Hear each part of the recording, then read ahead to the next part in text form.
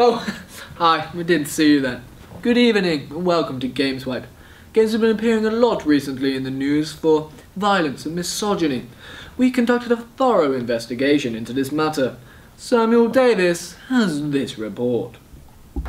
Video games over time have become noticeably more realistic, and with that, depictions of violence and gore have too increased in realism. In recent years, games violence has been accused of causing real violence in the real world. Now, are these accusations grounded? Or is this a case of fear-mongering and sensationalism by the media? So let's take a look at some of these modern games. How much violence do they actually have?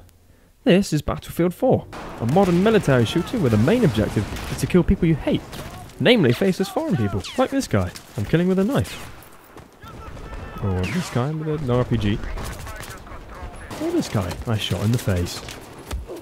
And this guy that kills me with a grenade. When you die, the camera focuses on your killer as if to make you feel like a failure and try to spur you on to enact a bloody vengeance on your orange executioner. I'll get you next time, Faku Janson! The next game we'll be looking at is GTA 5. In this game, the world is your playground. You can act violence and kill to your heart's content. It's a masculine power fantasy. Instead of the game acting as escapism, with its satirical radio stations and unusual characters, I really started to feel like enacting a life of crime in real life.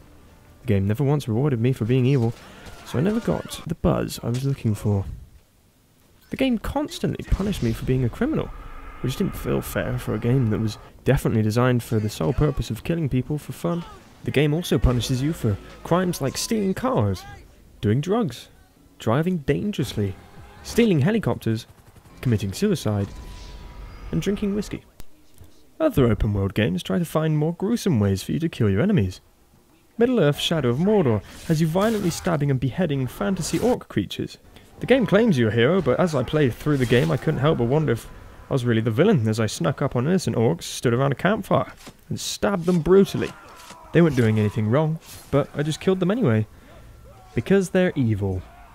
Now it's pretty clear from these games that if you can kill in the game is trying to tell you to kill in real life. We spoke to some people in the streets to see what they thought about games and their age ratings and how that relates to violence.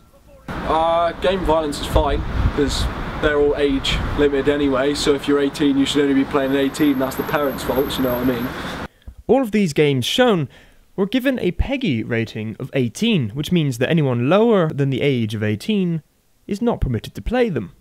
But then of course an obvious concern is that parents can buy these games for their children even though their children might not be old enough to play them because they're playing them behind closed doors. But are these games actually encouraging violence? Here's another man we spoke to in the street. Violence? Violence? No! It's quite clear that gaming has turned people into rabid animals. These violent gamers can't distinguish scenes like this from games and normal day life like this. But really, let's be honest here.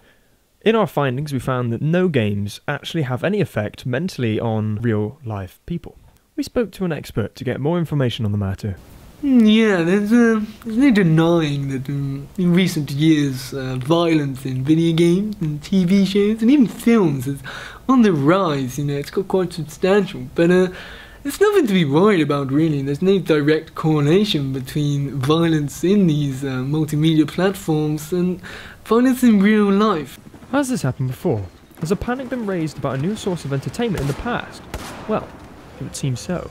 It would seem that video games have gotten into a cycle that many other mediums fell into many years ago.